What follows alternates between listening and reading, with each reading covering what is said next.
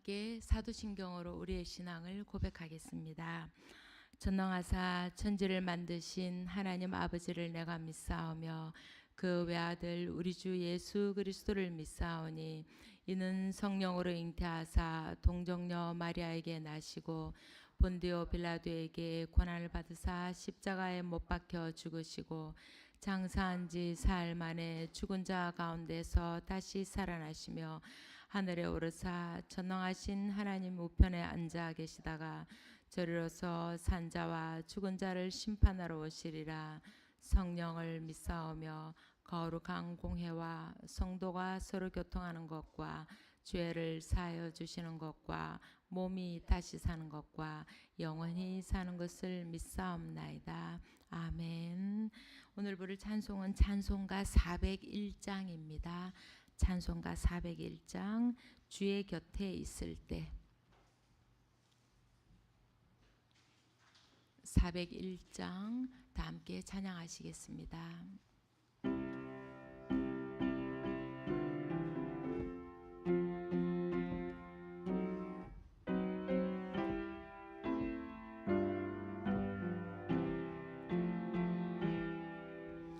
주의 곁에 있을 때 마음이 든든하오니 주여 내가 살 동안 인도하여 주소서. 주여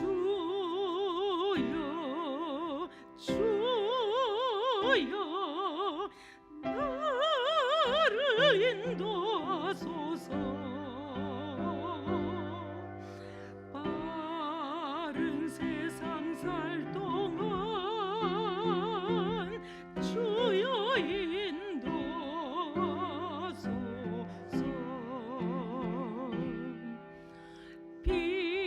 피난처인 예수여 세상 물결험할 때 크신 은혜 베푸사 나를 숨겨주소서. 주여 주여 나를 인도하소서.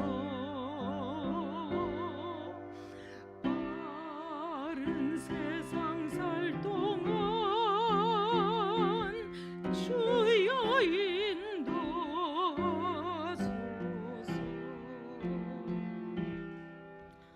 세상 풍파 지난 후 영화로운 나라와 눈물 없는 곳으로 들어가게 하소서. 주여 주여 나를 인도하소서. 바른 세상 살 동안 주여 인도하소서.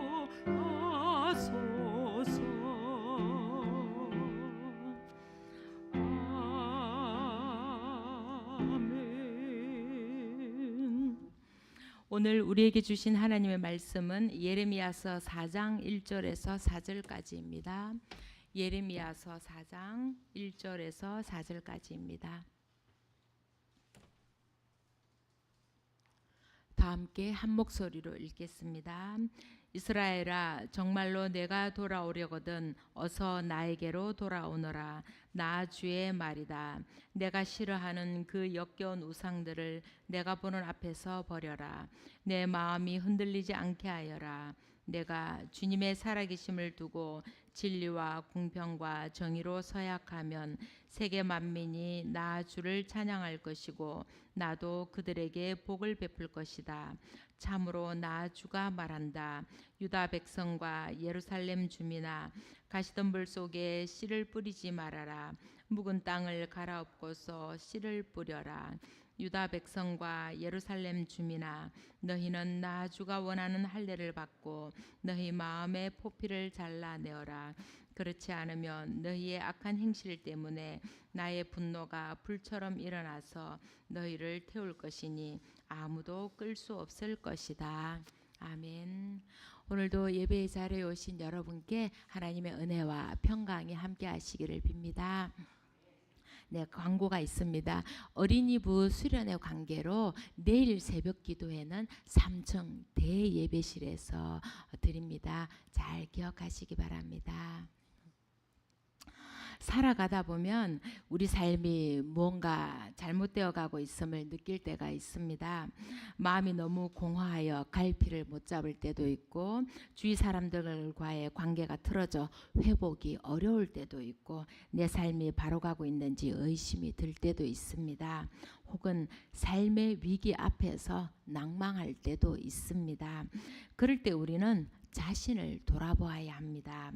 아이들은 자신의 삶이 잘못된 까닭을 부모에게 돌리기 일쑤입니다. 엄마 때문이야, 아빠 때문이야 이러지요. 그러나 우리 어른들은 내 탓이 아니라 나 때문임을 알고 스스로를 돌아볼 수 있어야 합니다. 그렇게 깨달았을 때 우리는 하나님께로 이렇게 돌아가야 합니다. 깨닫고도 돌아가지 않는다면 그 삶은 엉뚱한 길에서 계속 헤매게 될 것입니다. 예레미야는 먼저 깨달은 사람이었습니다. 그래서 간곡하게 이스라엘의 회개를 돌아오기를 촉구하였던 것입니다. 예레미야는 이스라엘이 위기에 처한 이유를 하나님을 배신하였기 때문이라고 말하고 있습니다. 이스라엘은 자식이 부모를 버리고 떠나듯이 아내가 남편에게 정절을 지키지 않고 배신하듯이 그렇게 하나님을 배신하였던 것입니다. 그런데 하나님께서는 이스라엘아, 정말로 내가 돌아오려거든 어서 나에게로 돌아오너라 라고 간곡하게 말씀하고 계십니다. 우리가 어떤 길에서 헤매고 있든 하나님께서는 언제나 우리가 돌아올 기회를 주시고 우리를 기다리고 계심을 알게 합니다. 잘못을 저지르고 떠났는데 돌아갈 곳이 있다는 것, 우리를 기다리는 분이 계시다는 것이 얼마나 큰 위로가 되는지 모릅니다. 저는 중1 때 집을 떠나서 외지에서 혼자 공부를 했습니다. 어느 날 집에 들렀는데 제가 아끼는 물건을 동생이 깨뜨려 놓은 거예요. 너무나 화가 나서 공부방에 있는 많은 책들을 마당에다 집어 던져버리고는 집을 나가버렸습니다. 참 성질이 못됐지요. 그런데 막 씩씩대면서 온 동네를 돌아다니다가 갑자기 정신이 번쩍 드는 거예요. 아버지가 너무 무서우신 분이시거든요.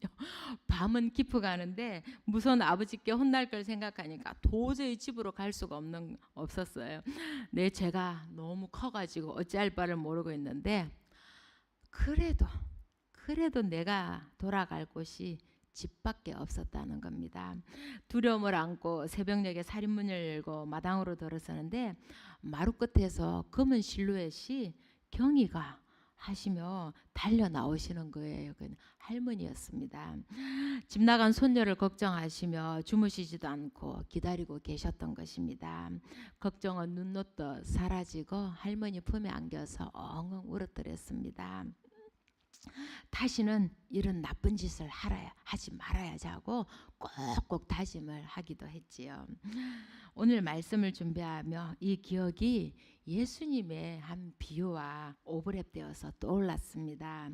아버지에게 잘못을 저지르고 집을 나간 둘째 아들이 돌아왔을 때 버선발로 뛰어나가 맞이하였던 아버지 집에 종으로라도 살아야겠다 생각했는데 아들로 복권시켜 주시고 잔치를 열어준 아버지.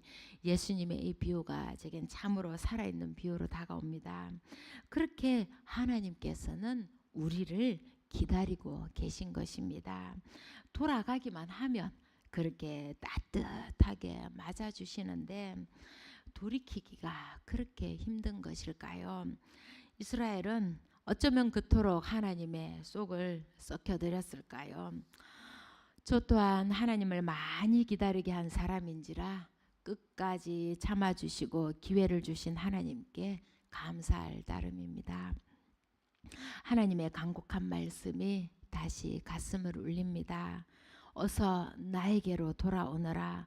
내가 돌아올 마음이 있으면 꼭 내게로 돌아오너라. 하나님께서는 이스라엘이 돌아와야 할 자리가 어디인지를 분명하게 말씀하고 계신 것입니다. 그리고 이스라엘이 어떤 자리에 있든 하나님께 진심으로 돌아오면 그들을 받아들이고 용서하시겠다는 것입니다. 이스라엘은 하나님을 버리고 풍요와 다신의 신을 섬겼습니다. 삶이 공고할수록 하나님을 더욱 바라봐야 할 텐데 속절없이 세상의 유혹에 넘어가고 만 것입니다. 조금 더 풍요로워지면 자신의 욕망이 채워지면 행복할 줄 알았던 것입니다. 그래서 한쪽 발은 하나님께 한쪽 발은 바알에게 걸치고 살았던 것입니다. 그럼에도 하나님께서는 이스라엘이 돌아오기만을 기다리고 계셨던 것입니다. 이어서 바알을 버리고 하나님께로 완전히 돌아오기로 마음먹었으면 이제 흔들리지 말라고 말씀하십니다. 하나님께로 분명하게 돌아서기로 단단히 마음을 먹었는데도 세상의 가치관에 흔들리고 세상의 유혹에 갈피를 못 잡고 있는 우리에게 하시는 말씀인 듯합니다. 회개를 하였으면 끝내 돌이켰으면 절대로 뒤를 돌아보지 말아야 하는 것입니다. 두고 온 세상에 미련이 남아 뒤를 돌아본 롯의 아내처럼 그렇게 뒤를 돌아보고 싶은 마음이 강하게 자극할 것입니다.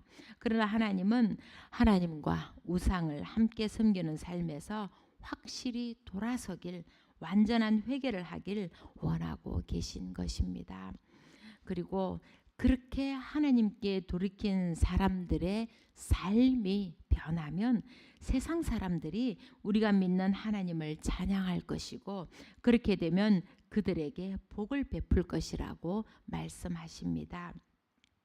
삶의 변화를 위해 주님의 살아계심을 두고 진리와 공평과 정의로 서약해야 합니다. 이전에 섬기던 우상들은 죽은 것, 실체가 없는 것입니다.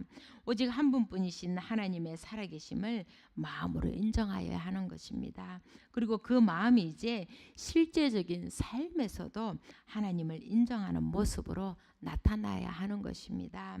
즉 이 서약은 말로만 하는 것이 아니라 삶의 방식과 태도가 완전히 바뀌어야 함을 말하는 것입니다. 하나님의 성품을 닮아가고 하나님의 뜻에 맞는 삶을 살아야 하는 것입니다. 그렇게 우리가 하나님이 원하시는 진리와 공평과 정의의 삶을 살아갈 때 세상 사람들이 저들이 믿는 하나님이 정말로 살아계신 하나님이시구나.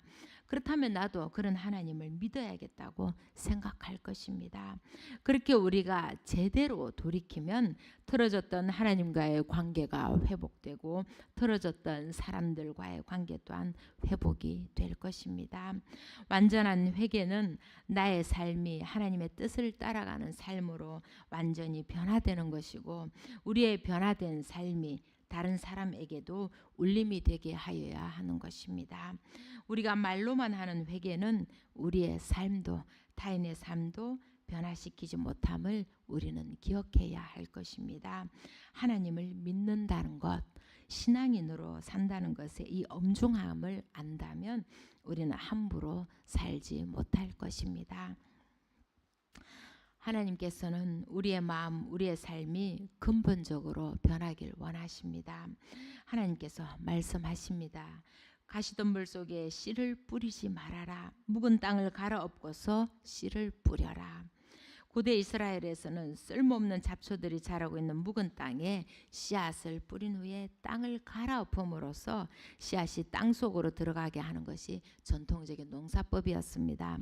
이것으로 보자면 오늘 본문의 말씀은 씨앗을 가시덤불이 무성한 묵은 땅에 뿌리고 가만히 있지 말고 씨앗이 뿌리를 내릴 수 있도록 반드시 땅을 갈아엎으라는 말씀입니다. 순서야 어찌되었든 땅을 갈아엎는 것이 중요하다는 것입니다. 그래서 보면 농부들이 제일 먼저 하는 일이 겨우내 묵은 땅을 쟁기질로 갈아엎는 것입니다. 쟁기질을 하면서 파묻혀 있던 돌멩이들도 골라내고 딱딱해진 땅을 보들보들해지게 만듭니다. 그렇게 잘 골라진 땅에 씨앗을 뿌리면 씨앗은 뿌리를 잘 내리게 될 것이고 가을에 풍성한 열매를 맺게 되는 것입니다. 그러나 너무 오랫동안 방치해둬서 딱딱해진 묵은 땅에는 좋은 것이 자라지 않습니다. 가시덤불만 자라납니다.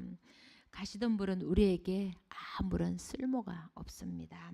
혹여 우리의 마음이, 우리의 생각이 변하지 않고 딱딱하게 굳어버려 가시덤불만 자라고 있지는 않은지요. 하나님의 말씀이 들어갈 자리가 없이 허위의식, 욕망으로 가득 차서 나태해지고 교만해지고 이웃의 삶에 무관심해지고 불의함에 눈 감고 있지는 않은지 돌아볼 일입니다. 너무 오래 묵은 땅은 갈아엎기 힘듭니다. 쟁긴 날이 튕겨서 부러져 나갑니다. 그런 마음밭엔 말씀이 파고 들어갈 틈이 없는 것입니다.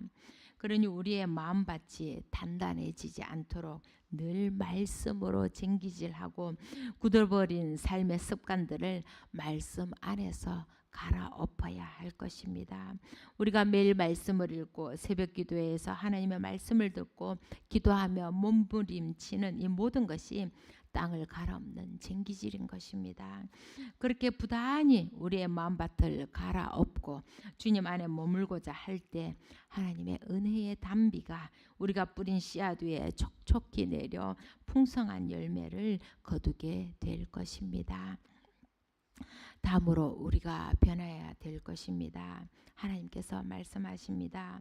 너희는 나 주가 원하는 할례를 받고 너희 마음의 포피를 잘라내어라. 이스라엘 백성에게 할례란 하나님의 언약 백성으로서 하나님께 속해 있음을 나타내는 외적인 표식입니다.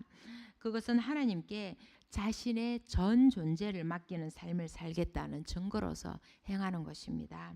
그러므로 할례를 받는다는 것은 하나님 앞에서 진실한 마음을 가지고 살아야 하며 하나님께 전적으로 순종하는 삶을 살아야 함을 의미합니다. 그러나 하나님과 무관한 삶을 산다면 아무리 할례를 받았다 한들 하나님과는 관계가 없는 사람이 되는 것입니다. 이스라엘이 그러했습니다. 하나님의 백성으로서의 증거인 할례는 받았는데 정작 삶은 하나님과 무관한 삶, 죄악에 찌든 삶을 살았던 것입니다. 그런 이스라엘에게 하나님께서는 너희 마음의 포피를 잘라내어라고 분명하게 말씀하고 계신 것입니다. 그렇게 하지 않고 악한 행실을 계속한다면 하나님의 분노가 불처럼 너희를 태워버릴 것이라고 하십니다.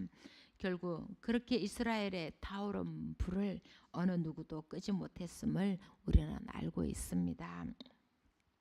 우리는 그리스도인입니다. 하나님도 아시고 세상도 다 알고 있습니다. 그러나 우리의 삶의 모습도 진정 그리스도인이 맞는지 묻지 않을 수가 없습니다.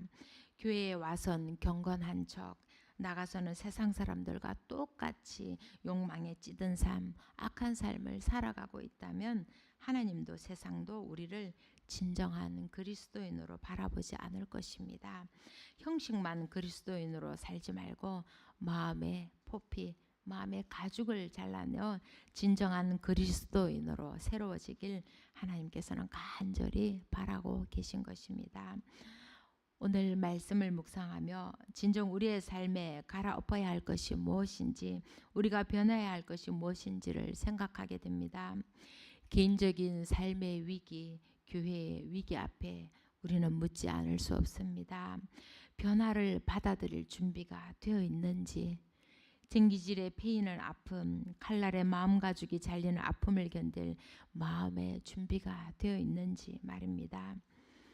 우리 마음이 징기질하는 수고를 게을리하여 단단해진 묵은 땅으로 변해버린 것은 아닌지 자주자주 돌아볼 일입니다. 그리스도인이 된 지는 오래되었는데 삶의 모습은 세상 사람들과 똑같다면 우리는 다시 마음의 가죽을 잘라내어야 할 것입니다. 하나님께서는 우리가 새로워지기를 간절히 바라고 계십니다. 그리고 온전한 하나님의 자녀로 돌아와 달라고 두 손 벌리고 기다리고 계십니다. 그러니 이제 우리의 마음밭을 갈아엎고 하나님께로 돌아갑시다. 말랑말랑해진 마음밭에서는 언제든 말씀의 씨앗이 잘 자랄 것입니다. 마음의 가죽을 잘라내어 말과 행동이 일치하는 참 그리스도인이 됩시다. 그렇게 되면 이 척박한 세상에 그리스도인의 향기를 풍기게 될 것입니다. 그리하여 우리 모두 하나님 안에서 풍성한 열매를 맺으시길 간절히 기도드립니다. 아멘. 기도하겠습니다. 사랑의 하나님 감사합니다. 오늘도 주님을 바라보며 주님의 말씀을 듣고 눈물로 기도하며 마음밭을 갈아엎기 원하는 저희들에게 은혜의 단비를 내려 주옵소서. 우리에게 닥치는 많은 어려움들, 경제적인 어려움, 질병의 고통, 상처로 얼룩진 관계, 거듭되는 실패, 이 모든 것이 하나님께로 돌아오라는 하나님의 부르심임을 알게 하옵소서. 끝까지 기다리시며 돌아오길 원하시는 하나님임을 기억하고 우리의 믿음이 성숙해지도록 도와주옵소서. 하나님을 믿는 믿음 안에 있을 때 이 모든 어려움들이 하나님 안에서 거듭날 기회임을 알고 온전히 돌이키는 우리가 되게 하옵소서. 그러나 돌이키지 않으므로 우리의 마음이 오래 쓰지 않은 묵은 밭처럼 변해버리지 않게 하옵소서.